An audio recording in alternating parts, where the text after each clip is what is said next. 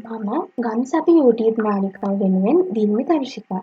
ගම්පහ වෛද්‍ය ශිෂ්‍ය සංගමයේ අපි මෙම ගම්සපි YouTube නාලිකාව පවත්වාගෙන යන්නේ ඉදිරි වර්ෂවලදී ජීව විද්‍යාව විෂය ධාරාවෙන් උසස් පෙළ විභාගයට මුහුණ දෙන්න සිටින නංගිල මල්ලිලා වෙනුවෙන්. අද අපි කතා කරන්න බලාපොරොත්තු වෙන්නේ පස්වෙනි ඒකකය, ඒ කියන්නේ සත්ව ආකාරය හා ක්‍රියාකාරීත්වය කියන පාඩමේ පළවෙනි 90 ඒකකය වන සත්ත්ව පටකවල ව්‍යුහය හා එහි කෘත්‍ය කියන මාතෘකාව. මේ මාතෘකාව යටතේ අපි කතා කරන්න බලාපොරොත්තු වෙනවා ප්‍රධාන සත්ත්ව පටක වර්ග 4ක් ගැන. ඒ තමයි අපිච්චිද පටක, සම්බන්ධක පටක, පේශි පටක සහ ස්නායු පටක. අපි බලමු පළවෙනි පටකයේ විදිහට අපිච්චිද පටකය. අපිච්චිද පටකය ගත්තහම මූලික ලක්ෂණ කීපයක් තියෙනවා.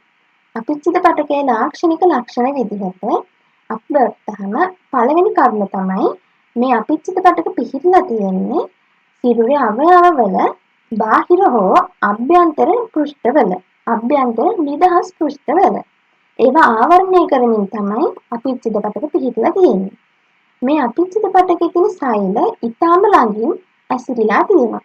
එතකොට හිස් අවකාශ අඩු වෙන විදිහට ඊටාම ආසන්නව ඇසිරිලා තියෙනවා. අපිච්චිත පටකයේ සෛල වලට ප්‍රධාන පෘෂ්ඨ දෙකක් තියෙනවා. ඒ තමයි අග්‍රස්ත පෘෂ්ඨය සහ පාදස්ත පෘෂ්ඨය.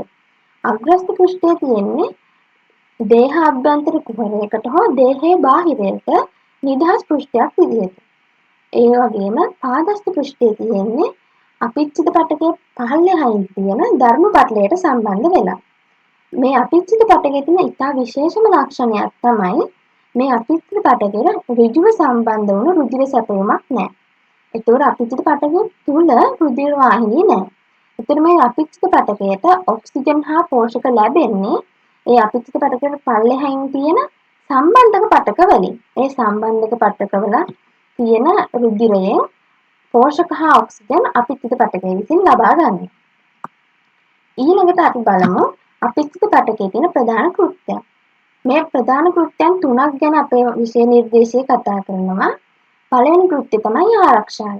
මේ ආරක්ෂාව යටතේ යාන්ත්‍රික හානිවලට, ව්‍යාධි ජනකයන්ට හා තරල හානියට එරෙහිව මේ අපිච්චිත පටකයේ බාධකයක් විදිහට ක්‍රියා කරනවා. දෙවෙනි කෘත්‍යය තමයි ස්‍රාවය. මේ අපිච්චිත පටක මගින් එන්සයිම, හෝමෝන, ශ්ලේෂ්මල, දහදිය වගේ ගොඩාක් දේවල් ස්‍රාවය කරනවා. ඒ වගේමයි අපිච්චිත පටකයේ සෛල මගින් අවශෝෂණයක් වෙන කෘත්‍යයක් ඉටු කරනවා. මේ අවශෝෂණය යටතේදී පෝෂක, ශ්වසන වායු සහ තවත් නොයෙකුත් ද්‍රව්‍ය අවශෝෂණය කරගන්නවා. ඊළඟට අපි කතා කරන්න යන්නේ අපිච්චිත පටක වර්ගීකරණය ගැන. මේ වර්ගීකරණයේදී ප්‍රධාන වශයෙන් අපි අපිච්චිත පටක කොටස් දෙකකට වෙන් කරනවා. ඒ වර්ග දෙක තමයි සරල අපිච්චිද සහ සංකීර්ණ අපිච්චිද. මේ වර්ගීකරණය අපි සිදු කරන්නේ දරණු පටලයේ මත තියෙන සෛල ස්තර සංඛ්‍යාව අනුව. දරණු පටලයේ මත සෛල ස්තර එකක් තියෙනවා නම් ඒවට අපි කියනවා සරල අපිච්චිද කියලා. එතකොට සරල අපිච්චිද වර්ග 4ක් ගැන අපි කතා කරනවා.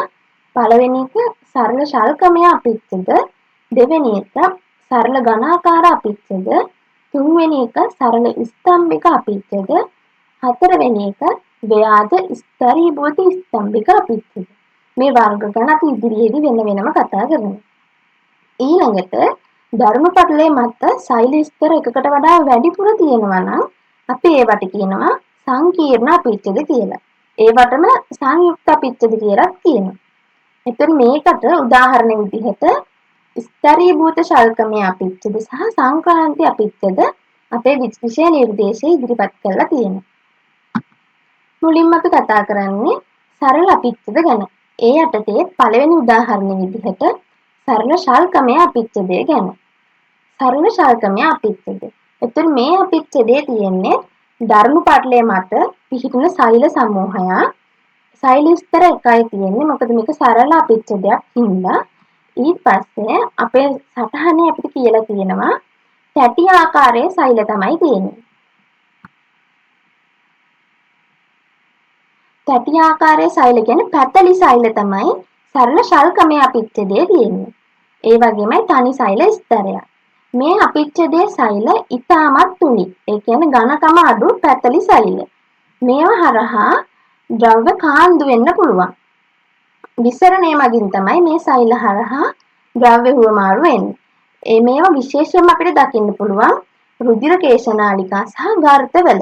දැන් ගර්ත ගත්තහම ගර්තවල සිද්ධ වෙන්නේ පෙනහළු තුලදී ශ්වසන වායු හුවමාරු වෙන එක. ඒතර මේ වගේ තුනී අපිච්චද පටකයක් හරහා ඒ ශ්වසන වායු වලට පහසුවෙන් විසරණය වෙන්න පුළුවන්. ඊළඟට දෙවෙනි මාතෘකාව විදිහට අපි සරල ඝනාකාර අපිච්චද ගැන කතා කරනවා. මේ නමයේම තියෙන විදිහට ඝනාකාර. ඝනාකාර කියන්නේ ඝනකයක හැඩති සෛල තමයි තියෙන්නේ.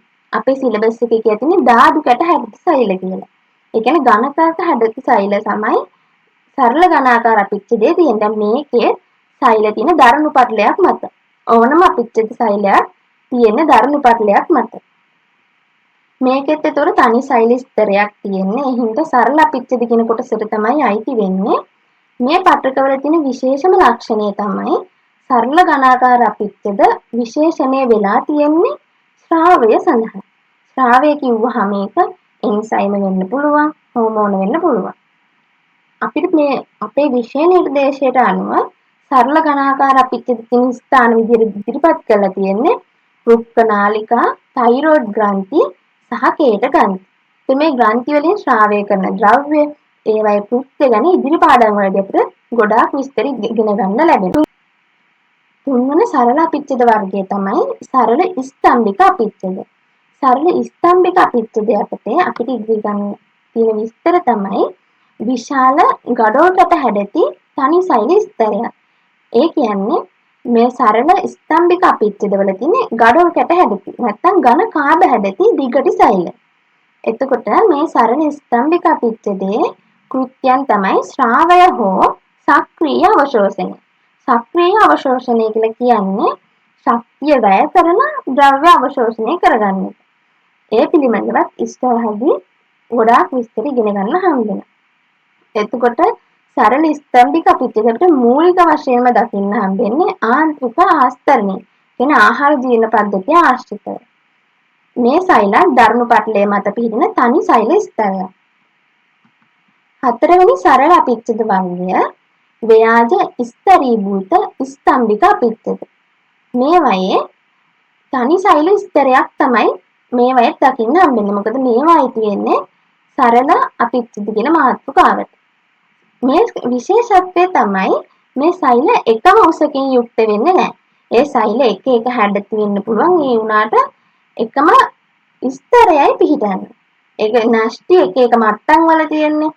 සෛලවල උස එකිනෙකට වෙනස්. ඒ වුණාට ධර්ම පටලයේ මත එක සෛල ස්තරයයි පිහිටන්නේ.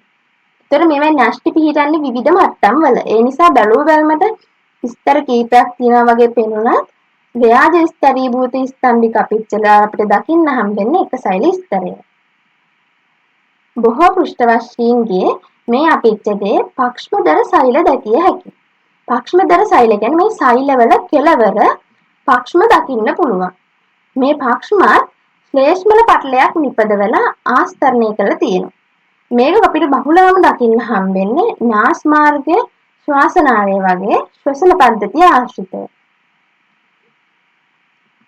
ඊළඟට අපි කතා කරන්න යන්නේ සංකීර්ණ අපිච්චද පිළිබඳව. සංකීර්ණ අපිච්චද යටතේ අපේ විෂය නිර්දේශයේ කතා කරලා තියෙන්නේ ස්තරීභූත ශල්කමය අපිච්චද ගැන.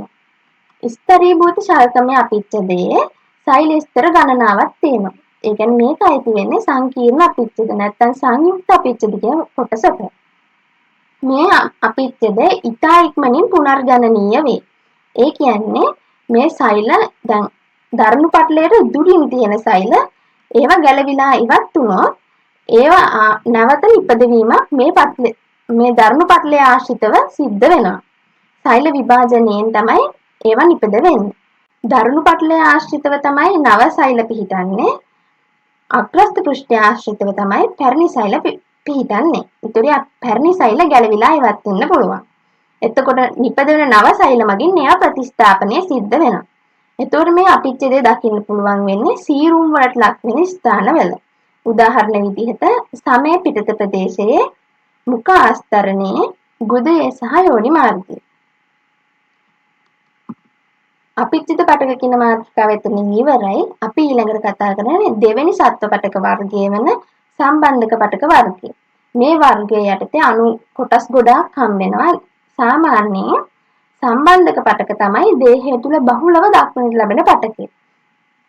මේ පටකවල නමේම තියෙන විදිහට මේකේ කෘත්‍ය තමයි දේහයේ තියෙන අවයව හා පටක ව්‍යුහමය හා කෘත්‍යමය ලෙස එකිනෙක සම්බන්ධ කිරීම.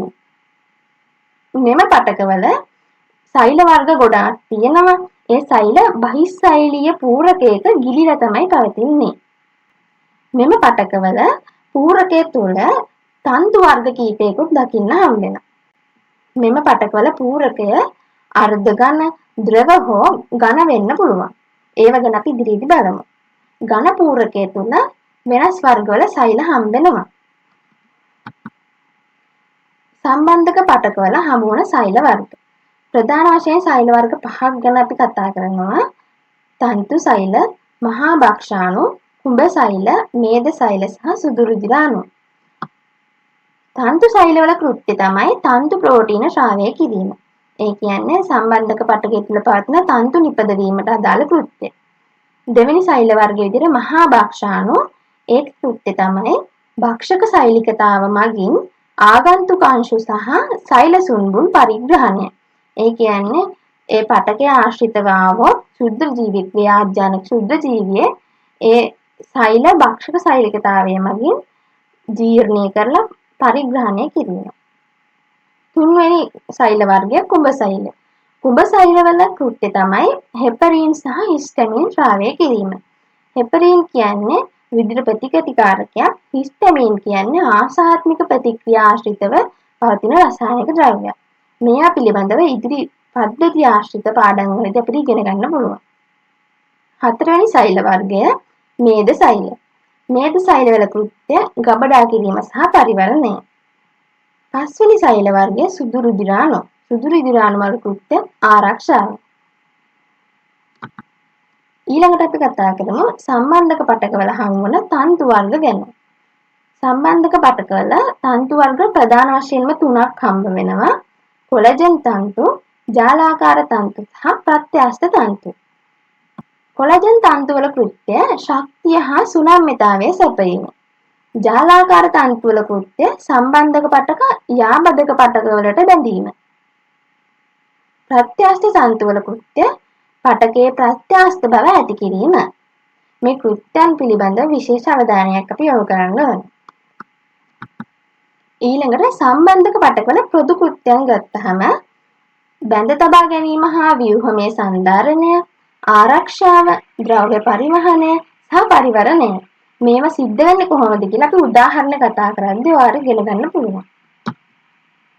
ප්‍රධාන සම්බන්ධක පටක වර්ග 6ක් ගැන අපි විෂය නිර්දේශයේ කතා කරනවා.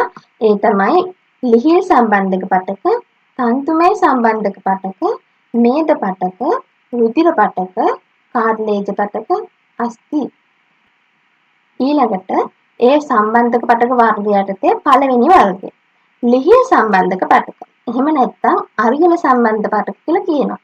මේ පටකය ගත්තහම අපි සම්බන්ධක පටක වලට අදාළව ගත්ත සේරම ලක්ෂණ මේ පටකයේ අපිට දකින්න පුළුවන්. දැන් උදාහරණයක් විදිහට අපි කිව්ව සෛල වර්ග ඔක්කොම මේ පටකයේ තියෙනවා. ඊළඟට තන්තු වර්ග තුනම මේ පටකයේ අපිට දකින්න පුළුවන් වෙනවා. ලිහිල් සම්බන්ධක පටක. පෘෂ්ඨවංශීන්ගේ දේහය තුල වඩාත්ම පුළුල්ව ව්‍යාප්ත වූ සම්බන්ධක පටකය. ඒ කියන්නේ පෘෂ්ඨවංශී දේහ තුල අපිට වැඩිපුරම දකින්න හම්බෙන්නේ සම්බන්ධක පටක කියලා. ඒ සම්බන්ධක පටක අතරින් වඩාත්ම පුළුල්ව ව්‍යාප්ත වෙලා තියෙන්නේ ලිහිල් සම්බන්ධක පටක. මේ පටක සාමාන්‍යික සම්බන්ධක පටකය ලෙස හැඳින්වේ. සාමාන්‍යික සම්බන්ධක පටක කියන්නේ දර්ශීය වගේ අදහසක්. අපි කියවනේ දැන් අපි පොදුවේ කතා කරපු සෛල වර්ග සියල්ලම තන්තු වර්ග සියල්ලම ලිහිල් සම්බන්ධකවල පටකවල දකින්න ලැබෙනවා. ඒක තමයි මේ සාමාන්‍යික සම්බන්ධක පටකය කියන එකෙන් අදහස් කරන්නේ. මේ පටකයේ තන්තු සෛල, මහා භක්ෂාණු, කුඹ සෛල, සුදු රුධිර අණු, මේද සෛල කියන සෛල වර්ග සියල්ලම අන්තර්ගත වෙනවා. මේ පටකේ තන්තු වර්ග තුනම හමු වෙනවා. ඒ කියන්නේ කොලජන් තන්තු, ජාලාකාර තන්තු සහ ප්‍රත්‍යස්ත තන්තු. තන්තු ලිහිල්ව ඇසිරුණු රැලි ආකාර ස්වභාවයක් ගනී. මේ පටකය අපිච්ඡද හා ඊට යටින් පිහිටි පටක බැඳ තබා ගන්න. ඒ කියන්නේ අපිච්ඡද පටක සහ යටින් පිහිටින පටක එකිනෙක සම්බන්ධ කිරීම සිදු කරන්නේ ලිහිල් සම්බන්ධක පටක තුලින්. ඒ නිසා අවයව නියමිත ස්ථානවල රඳවා තබා ගැනීමේ හැකියාව ලැබෙනවා. මේ පටකය සමයට යටින් දේහය පුරා පැතිරී ඇත. ඒ නිසා තමයි දේහය පුළුල්ව ව්‍යාප්ත වෙලා තියෙනවා කියලා කියන්නේ. ඊළඟ සම්බන්ධක පටක වර්ගය තන්තුමය සම්බන්ධක පටක. මේවයේ තියෙන කොලජන් තන්තු විතරයි. කොලජන් තන්තු ඝනව ඇසිරිලා තියෙනවා. එබැවින් පූරකය සාපේක්ෂව ක්ෂීණ වෙලා තියෙනවා. ඒ කියන්නේ දැන් රූප සටහනේ පේන විදිහට පූරකය තුල කොලජන් තන්තු ළඟ ගොඩාක් ඇසිරිලා තියෙනවා. ඒ නිසා පූරකය කියන එකට වෙන් වෙලා තියෙන අවකාශය ගොඩාක් අඩුයි.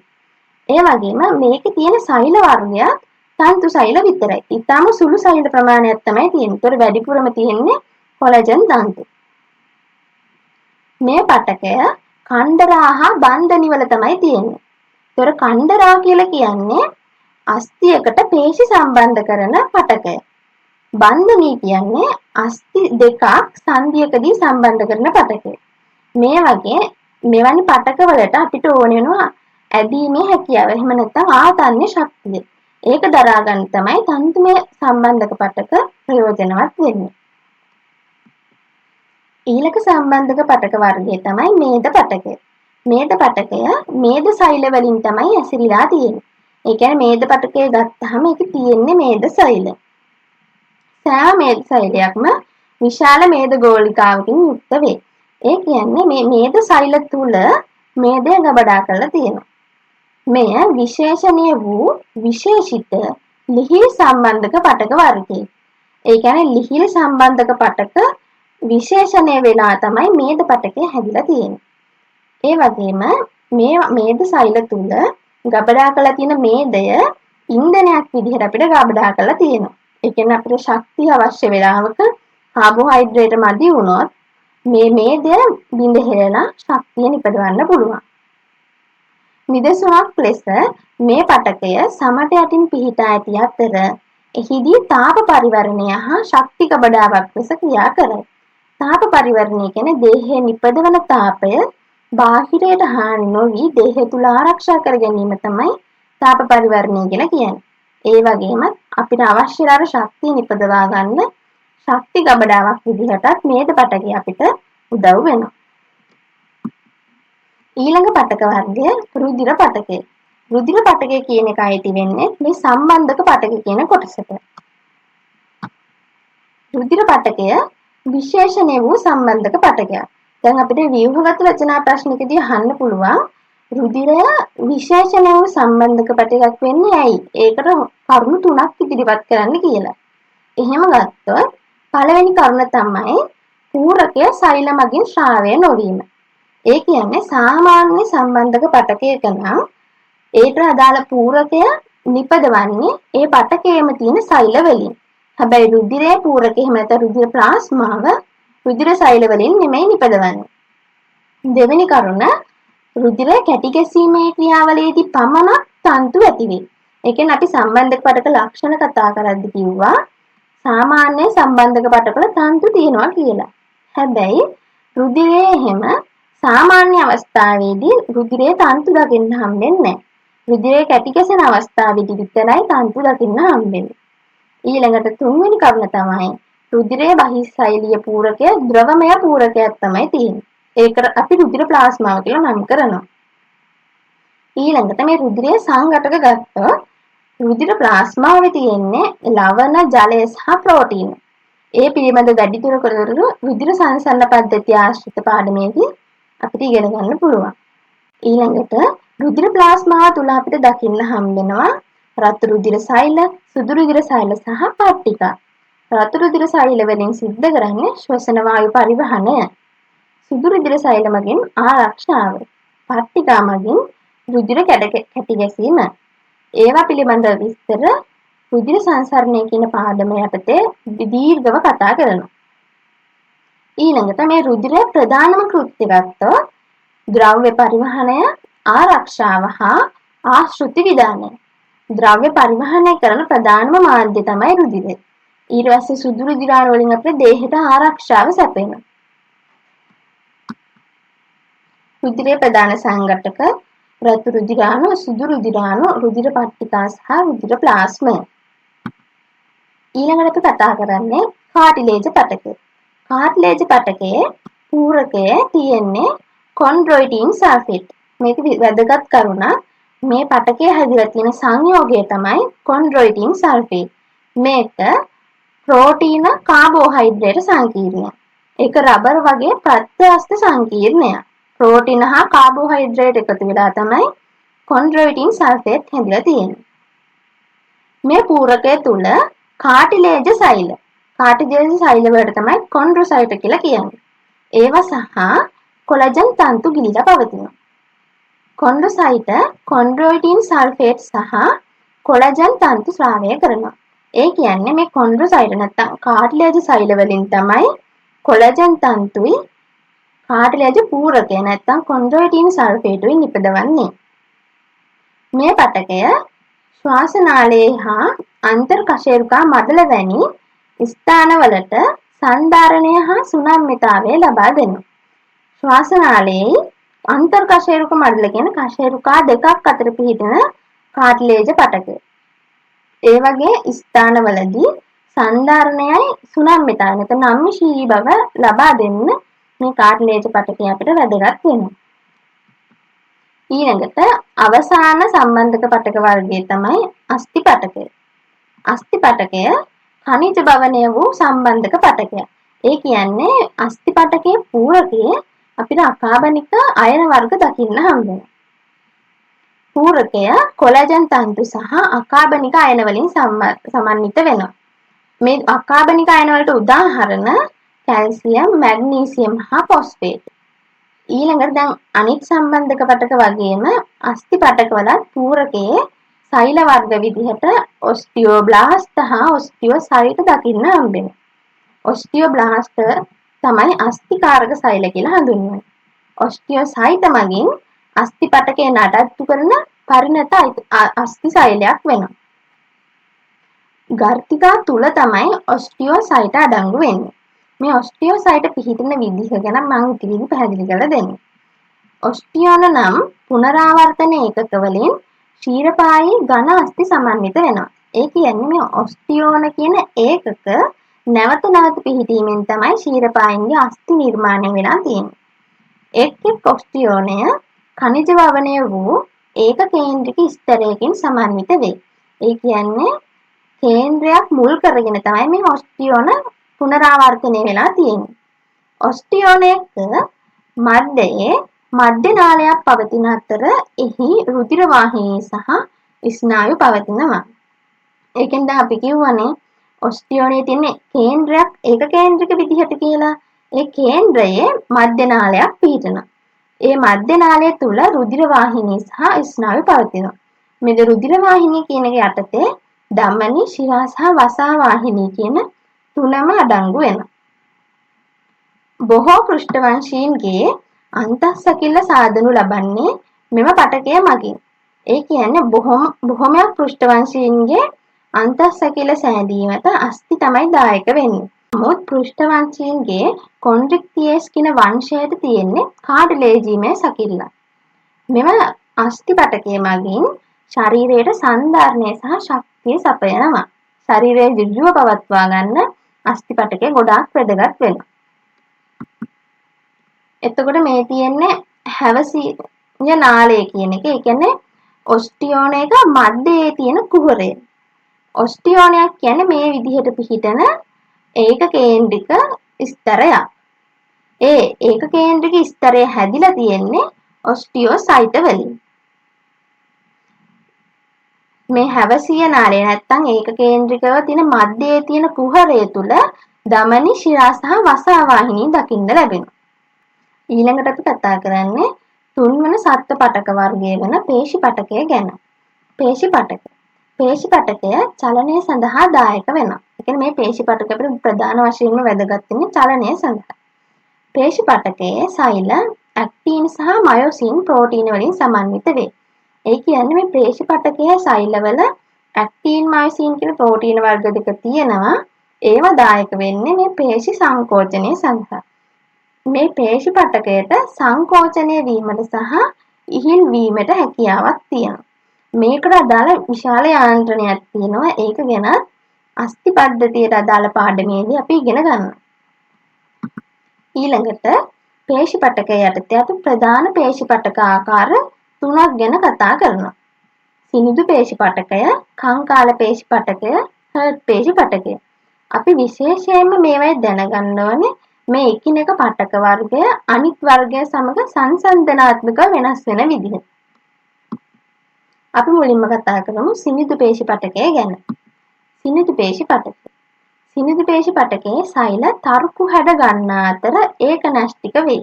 ඒ කියන්නේ සිනිඳු පේශි පටකයට අදාළ සෛලවල එක න්‍යෂ්ටියයි තියෙන. එක සෛලයකට එක න්‍යෂ්ටියයි තියෙන්නේ.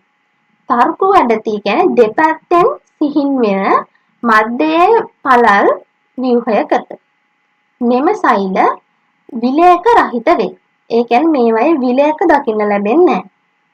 මේ පටකය අනිච්චානුක දේහ කෘත්‍ය සඳහා වැදගත් වේ. අපි මේ අනිච්චානුක කියන එක හොයාගන්නේ ඒක අපිට හිතලා පාලනය කරන්න බැරි නම් අනිච්චානුගයි. හිතලා පාලනය කරන්න පුළුවන් නම් ඉච්ඡානුගයි.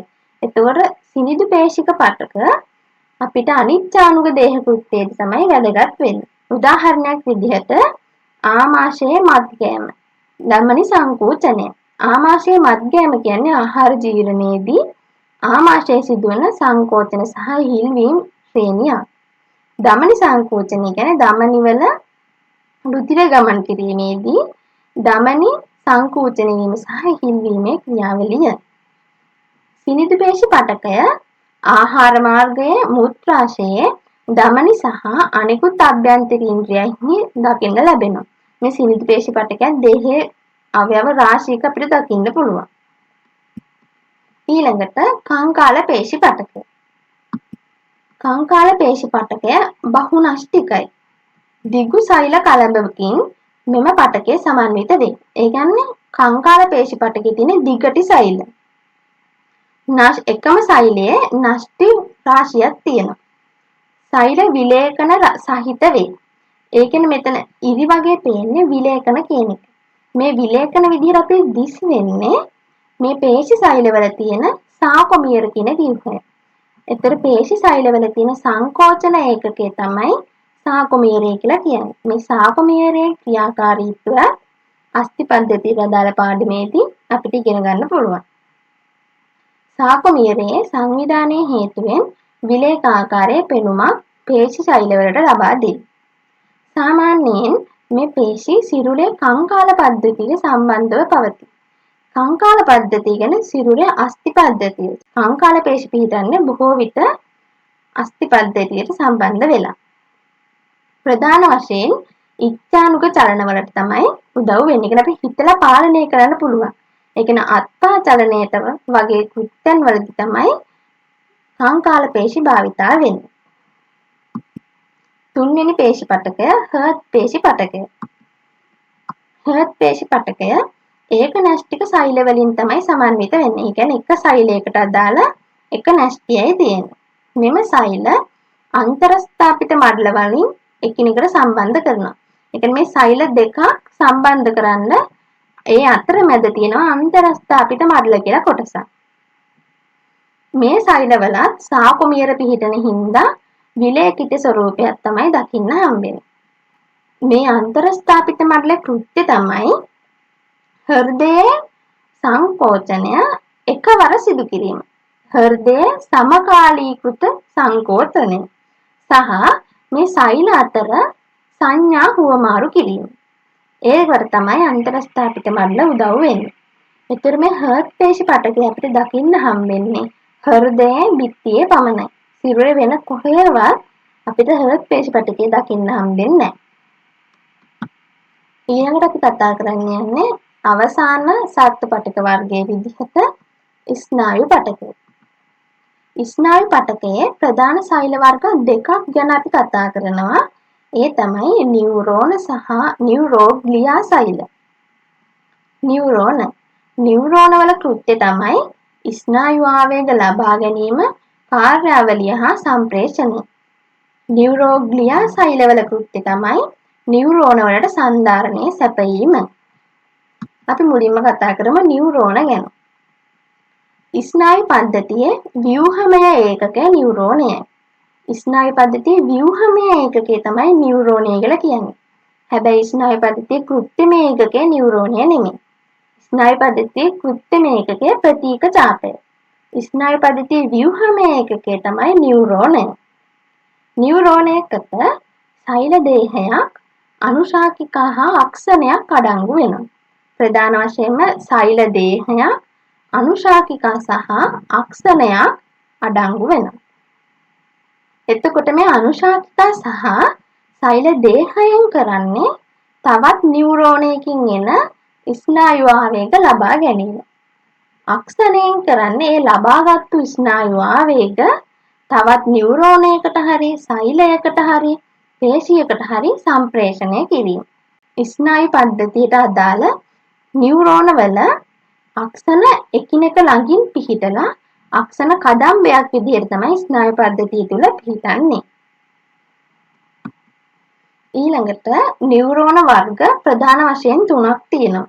ඒ තමයි සංවේදක නියුරෝන, චාලක නියුරෝන සහ අන්තර්හාර නියුරෝන. මේවායේ කෘත්‍යයන් පිළිබඳව ස්නායු පද්ධතියට අදාළ කොටසෙදී අපට ඉගෙන ගන්න පුළුවන්. ඊළඟට අපි කතා කරමු දර්ශීය චාලක නියුරෝනයක ව්‍යුහය. දැන් මේ වගේ එකක් අපිට එන්න පුළුවන් ව්‍යුහගත රචනා ප්‍රශ්නයකට. එතකොට මේ තියෙන සෛල දේහය තුල අපිට න්‍යෂ්ටිය දකින්න පුළුවන්. ඊළඟට මේ සෛල දේහයේ පිහිටන අනුශාකිකා තියෙනවා. ඒ සෛල දේහයෙන් නිකුත් වෙන කෙටි ප්‍රසර. එතකොට සෛල දේහයෙන් නිකුත් වෙන එක දිගු ප්‍රසරයක් තියෙනවා. ඒක තමයි අක්ෂණය කියලා කියන්නේ. ඒ අක්ෂණයේ කෙළවර තියෙනවා උපාගම අග්‍රස්ත. ඊළඟට මේ නියුරෝනයේ අක්ෂණය ආවරණය කරමින් පිහිටනවා සෛල. ඒවට අපි කියනවා මයලීන් කොපුව කියලා. ඒ මයලීන් කොපුවේ සෛල දෙකක් අතර අක්ෂණය නිරාවරණය වෙච්ච ප්‍රදේශයට කියනවා රැන්විය ගැටය කියලා. ඊළඟට අපි කතා කරන්නේ නියුරෝග්ලියා සෛල ගැන. එහෙම නැත්නම් ග්ලියා සෛල ගැන. මේ නියුරෝග්ලියා සෛලවල සරලව කිව්වොත් කෘත්‍ය තමයි ස්නායු සෛලවලට සංධාරණය සැපයීම. ඒක විස්තර කිරීමක් විදිහට ඉදිරිපත් කරලා කෘත්‍යයන් රාශියක් තියෙනවා නියුරෝග්ලියා සෛල වලින්. මේකත් ව්‍යුහගත රචනා ප්‍රශ්නයකට අහන්න පුළුවන්. ස්නායු සෛලවලට පෝෂණය සැපයීම, ස්නායු සෛල පරිවර්ණය කිරීම, ස්නායු සෛලවල අඩුව සම්පූර්ණ කිරීම සහ සමහර අවස්ථාවල ස්නායු සෛලවල කෘත්‍ය නිසි ලෙස හැසිරවීම. මේකත් සමග අද වීඩියෝ එකට අදාළ පාඩම් කොටස නිමාවටපත් වෙනවා. අපි ඉදිරියේදී බලාපොරොත්තු වෙනවා මේ වීඩියෝ වලට අදාළ ප්‍රශ්න නිර්මාණය කරලා ඒවා ඩිස්ක්‍රිප්ෂන් එකේ ඉදිරිපත් කරන්න. ඒතර ඕගලන්ට පුළුවන් ඒවා කරලා ඔයාලා දැනුම තවදුරටත් තහවුරු කරගන්න. අද උගන්වපු කොටසට අදාළව ප්‍රශ්න තියෙනවා නම් ඒවත් කමෙන්ට්ස් වල ඉදිරිපත් කරන්න. ඉදිරියේදී ගම්සපි YouTube නාලිකාවේ පාඩම් සමග සම්බන්ධ වෙලා ඔයාලගේ උසස් පෙළ විභාගය උපරිම සාර්ථකව ඉටු කර ගන්න ලැබේවා කියලා මම ප්‍රාර්ථනා කරනවා.